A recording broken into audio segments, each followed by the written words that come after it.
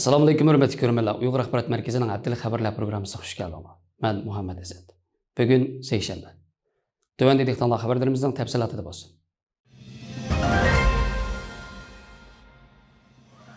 Newsweek 30 noyabrdagi xabarga ko'ra, Amerikaning Hindistonda turishliq bosh elchisi Erik Garcetti Hindistonning Arunachal Pradesh shtatini ziyorat qilgan bo'lib, bu ziyorat Xitoyning kuchli inkosini qo'zg'ashi mumkin.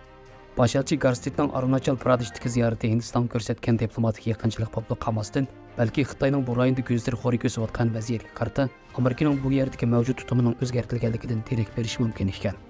Xitoy Arunachal Pradeshni Janubiy Tibet deb ataydi va o'zining bu yerga qarata egilik huquqi borligini da'vo qiladi.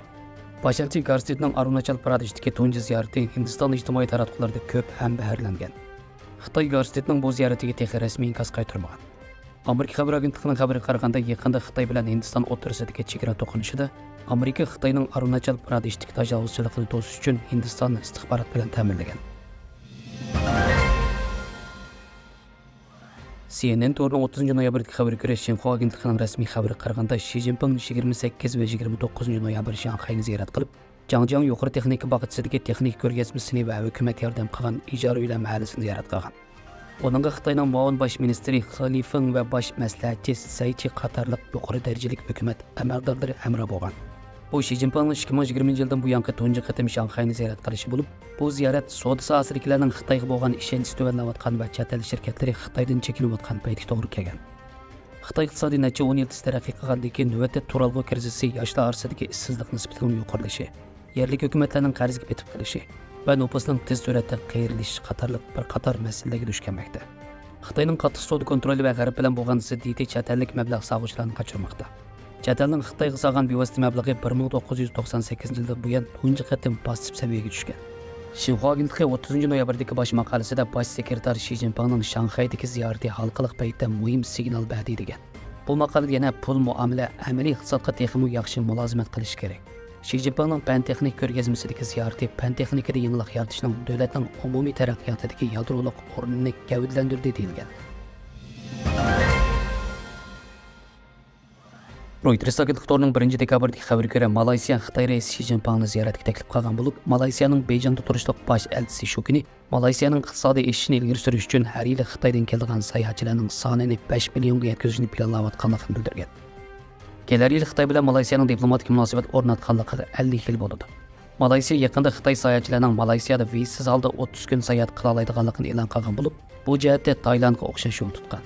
Hukumatning sonliq ma'lumotlarida ko'rsatilishicha, bu yil 6-oygacha Malayziya 498,540 nafar Xitoy sayohatchini kutib olgan bo'lib, bu son Xitoy virus vabosidan ilgirgi saviyaning 3/1ga to'g'ri kelgan.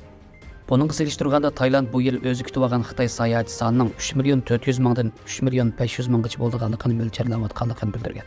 Malayziyaning Beyjing turishliq bosh elchisi Nurman Muhammad Malayziyaning Beyjingdagi bosh elchixonasida o'tkazilgan faoliyatda biz sayohatchilarni kutib olish iqtidorimizning nihoyat kuchli ekanligini ko'rib turmoqdamiz degan. Shundaqla garchi bu nishonni amalga oshirish uchun bir qancha yil vaqt ketishi mumkin bo'lsa-mu, ammo buning yetkili bo'lmaydigan nishon emasligini bildirgan. U yana mundaq degan: biz Xitoydan texnik ko'p mablag' kelishini kutayotgan bo'lg'achqa, vizasiz sayohat siyosati Xitoy mablag' sog'uvchilarining Malayziyaga kelib fursat izlashiga turtki bo'ladi.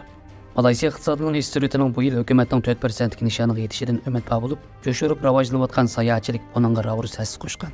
Normalning bildirishicha, Malayziyaning bosh ministri Anwar Ibrahim yana Xitoy raisi Xi Jinpingni Malayziyani ziyorat qilishni taklif qilgan. Normal yana biz Xi Jinpingning Malayziyani ziyorat qilishga qo'shilishini umid qilamiz degan. Yevropa vaqt gazetasining 1-dekabrdagi xabarga ko'ra, yaqinda Xitoyda kichik bolalar orasida o'pka kasali yamrayotganligi to'g'risidagi xabarlar o'tirg'i chiqqanligi uchun shu kuni Cumhuriyetchilar partiyasining bir turkum kengash palata a'zolari Jo Baydenni Xitoy sayohatchilarining Amerikaga kirishini cheklashga chaqirgan. Albuki tadqiqotchilar shundaqla xalqaro va Amerikadagi sahiyya apparatlarining mas'ullari hozircha yangi kasallik qo'zg'atish to'g'risida tahdid yo'qligini bildirgan. Ularning ko'rsatishicha, Xitoyda hozir qadar o'tirg'i chiqqan isbotlar sovuq havo rayi va Xitoyning tajismon virus qomilini bekor qilishidan kelib chiqqan tarqalishchan zukamga o'xshash ko'r yuqumli kasallik unsurining avj olganligini ko'rsatmoqda. Dunyo sahiyya tashkiloti oldingi hafta Xitoyning yuqum ahvoli to'g'risidagi sonliq ma'lumotlarni, jumladan yuqumlangan bolalarning tajribaxona natijasini berganligini, hech qanday alohida patogen topilmaganligini bildirgan. Amerika kasalliklarning oldini olish va kontrol qilish markazining mudiri doktor Mandy Cohen shu kuni bu xil yakunni muayyanlashtirgan hamda Amerika amaldorlarining Xitoy doiralari Xitoydagi ilmiy mutaxassislar va sayyoh xodimlar bilan aloqa qilishayotganligini bildirib, mundaq degan: Hammamiz yangi kasallik qo'zg'atuvchi yo'qlik haqida o'rtaq yakun chiqardik.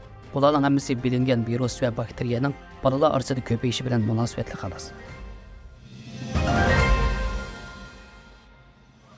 Yaponiya vaqt gazetlarining 3 dekabrdagi xabariga ko'ra, Amerika Shtat Boshliqlar Birlashma Kengashining raisi general-mayor Charles Amerika bilan Xitoy o'z orasidagi jiddiy munosabatni muqamlashtirmoqchi bo'layotgan bu paytda o'zining Xitoyning harbiy munosabatni asli keltirish to'g'risidagi kasini saqlayotganligini bildirgan. Charles Brown Kaliforniyada o'tkazilgan Reagan davlat mudofaa munbarida mundaq dedi: "Men saqlayapman. Mayli ittifoqdoshlarimiz, sheriklarimiz yoki raqiblarimiz bilan suhbatlashish fursati intayin muhim. Raqiblarimiz bilan suhbatlashish xato cho't so'qishning oldini olish uchun. Oldingi oydagi boshliqlar yig'inida Amerika prezidenti Jo Bayden va Xitoy raisi Shi Jinpingning bultur Amerika palatasining shu chaqdagi boshlig'i Nansi Pelosi Tayvanni ziyorat qilgandan keyin uzilib qolgan harbiy almashtirishni asli keltirishga va'dalashgan edi. Brown bu uchrashishdan ilgari o'zining Xitoy bilan aloqa liniyasi o'rnatish xususida Xitoy maqomdashi general Liu Jilinga xat yozganligini, ammo texnik uning bilan bevosita aloqa qilmaganligini bildirgan. Brown yana Amerikaning to'g'ri va sun'iy idrok jihati Xitoyning oldi turadiganligini ishonganligini aytib mundaq degan: "Men istixborot xodimlarimiz ta'minlagan ma'lumotlarni o'qiganligim uchun bizning to'g'ri sohasidagilar emas, balki sun'iy idrok va boshqa texnikalardagi iqtidorimizga zo'r ishonch bilan qarayman." Iran qo'llagan qurolli qo'shinlarning Iroq va Suriyadagi Amerika armiyasi qilgan hujumiga qarata Amerikaning yetarli darajada inkos qaytarmaganligi to'g'risida so'ralganda, Brown Amerikaning navbatda diqqatini Hamasning Isroilga qilgan hujumiga taqobil turishga markazlashtirganligini bildirgan. Xabarlarimizga ko'ngilingizga rahmat. Ko'rishguncha omon bo'linglar. Xayr xo'sh, Allohga omonat.